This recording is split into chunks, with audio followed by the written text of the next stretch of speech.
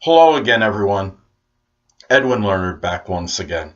In this YouTube astrological segment, I am going to be talking about Virgo and love, and yes, it does apply and pertain to the Sun, Moon, and Ascendant. Well, the first thing I'll look at as far as Virgo and love goes, well, Virgo is rather shy sign. It's introverted and introspective.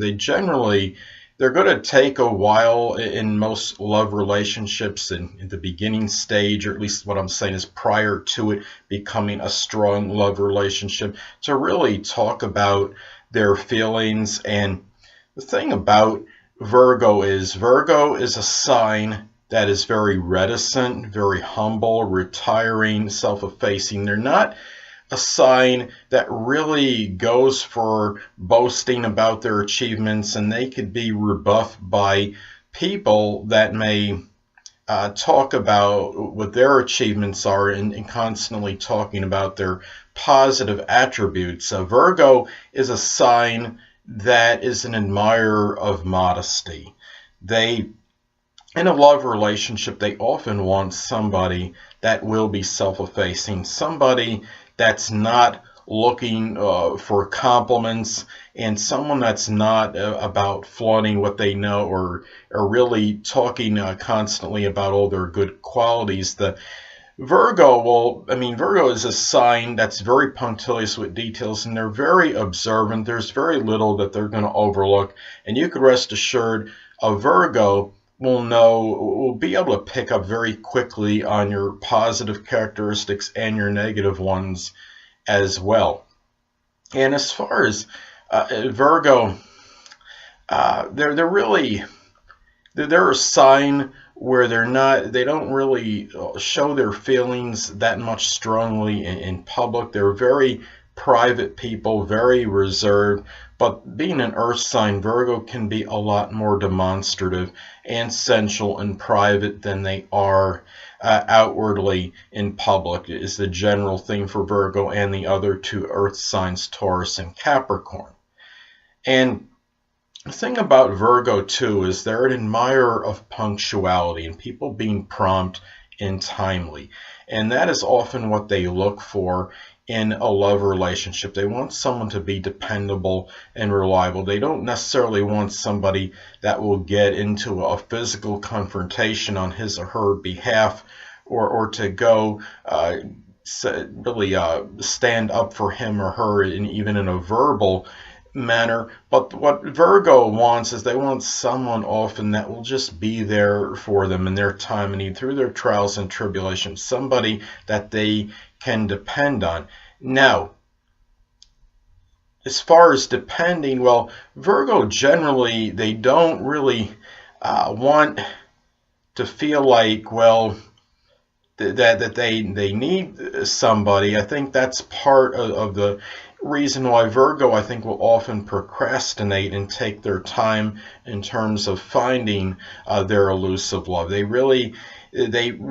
about doing things themselves. They're often very self-reliant, much like Taurus. And Virgo is very industrious, very hardworking.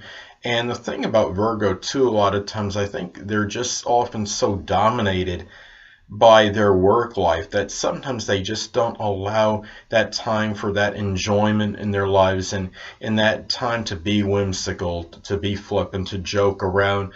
And I think a lot of that is attributed just to their general nature, that work is such an emphasis in their lives.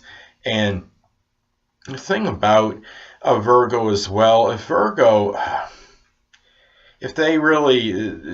Virgo likes you, I think one of the things to look at is the fact that they will perhaps offer to do things for you, because Virgo is very service oriented. And if you had a relationship where it's a platonic one that you thought was on the cusp or cutting edge of escalating and becoming stronger, and you were pondering whether this Virgo person, him or her, may like you, well, one of the things I think to look for is a Virgo, if they haven't done it before and all of a sudden they start saying, well, I like to be of service to you. Do you need an errand run or something? Now, that is a key perhaps right there that Virgo might be taking on. I'm not saying that's true in 100% of these cases, but the thing about it is Virgo may have there's a stronger possibility that Virgo may like you a little bit more than he or she indicated earlier. Now,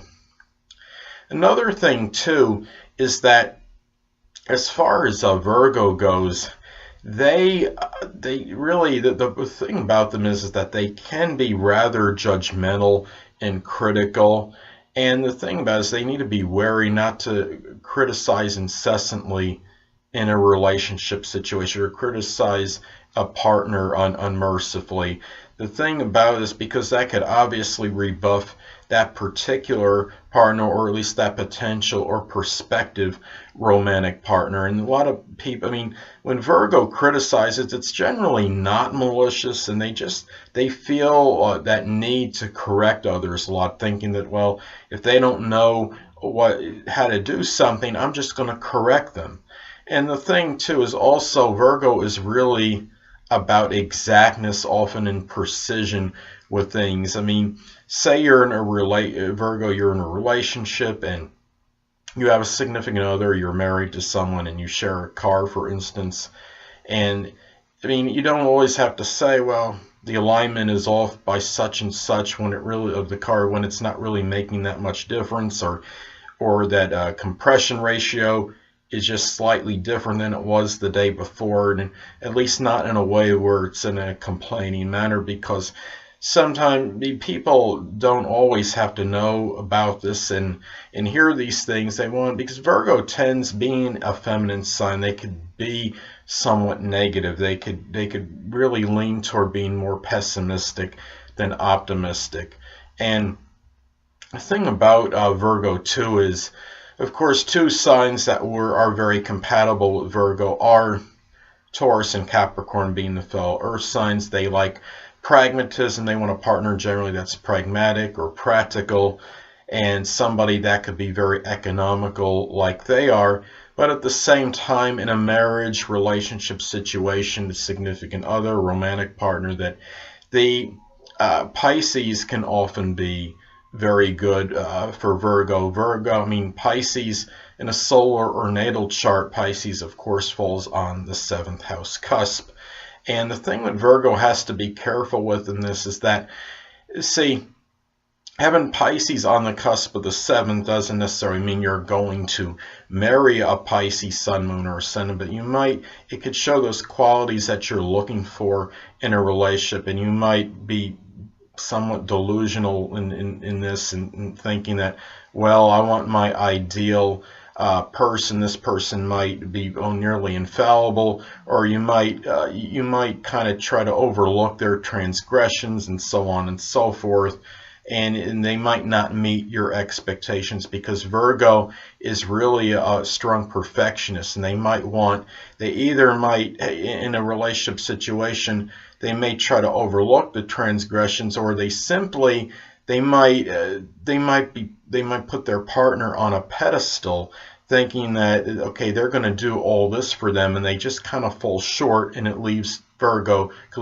very disheartened and really devastated. So anyway, people, that'll conclude this YouTube astrological segment for Virgo and love. And stay tuned next time, where I'll be talking about Libra and love. Two things I want to get with you on before I head out. Firstly, the stars may impel but do not compel. And secondly, never isolate any single astrological element, aspect, planetary placement, position, configuration, influence, or what have you, and make an analysis of a person, astrologically speaking, based on this alone, because astrologically speaking, the person is the sum of all their components in their natal chart, and not just one. Until next time, people, stay well.